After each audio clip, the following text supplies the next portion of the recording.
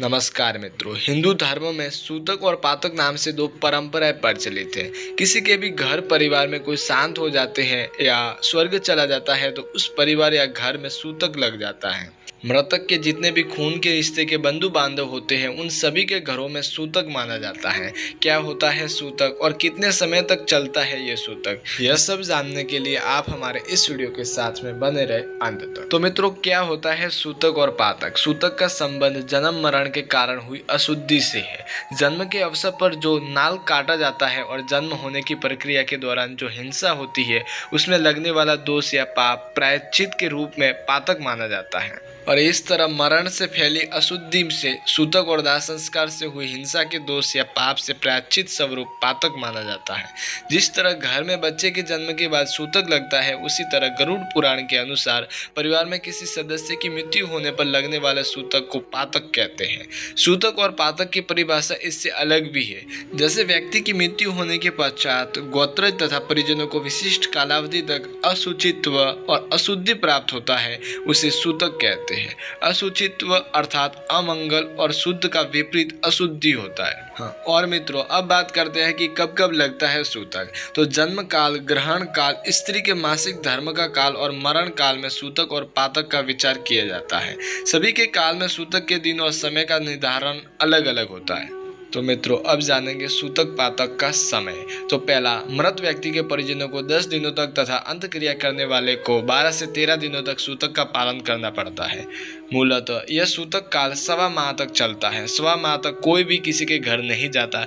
सवा माह अर्थात 33 से 40 दिन। 40 दिन में नक्षत्र का एक काल पूर्ण हो जाता है। घर में कोई बच्चा जन्म ले या किसी की मृत्यु हो जाए तो 40 दिन तक का सूतक या पातक लग जाता है।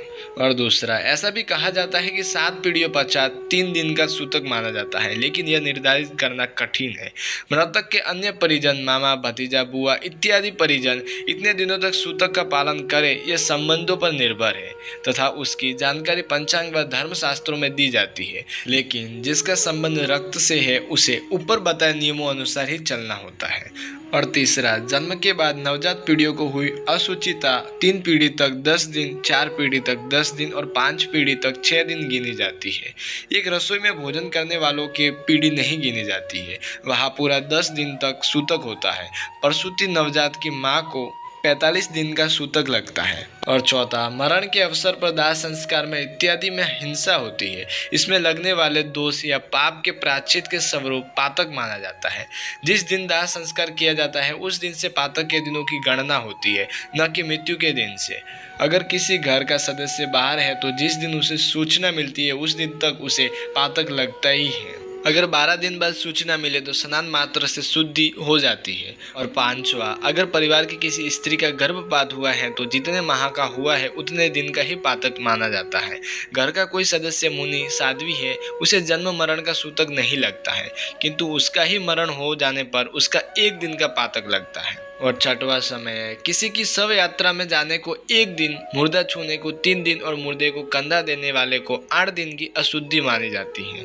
घर में कोई आत्मघात कर ले तो 6 माह का पातक माना जाता है। 6 माह तक वहाँ भोजन और जल ग्रहण नहीं किया जा सकता, वह मंदिर नहीं जाता और ना ही उस घर का द्रव्य मंदिर में चढ़ाया जाता है। और 7वां, इसी तरह घर के पालतू गाय, भैंस, घोड़ी, बकरी इत्यादि को घर में बच्चा होने पर 1 दिन का सूतक, परंतु घर से दूर बाहर जन्म होने पर कोई सूतक नहीं लगता। बच्चा देने वाली गाय, भैंस और बकरी का दूध क्रमश 15 दिन, 10 दिन और 8 दिन तक अशुद्ध रहता है। और मित्रों, अब जानेंगे कि सूतक पातक के नियम क्या है। तो पहला, सूतक और पातक में अन्य व्यक्तियों को स्पर्श न करे। दूसरा, कोई भी धर्म कृत्य अथवा मांगलिक कार्य न करे तथा सामाजिक कार्य में भी सहभागी न बने। और तीसरा, अन्यों की पंगत में भोजन न करे। और चौथा, किसी के घर न जाए और ना ही किसी भी प्रकार का भ्रमण करे, घर में ही रहकर नियमों का पालन करे।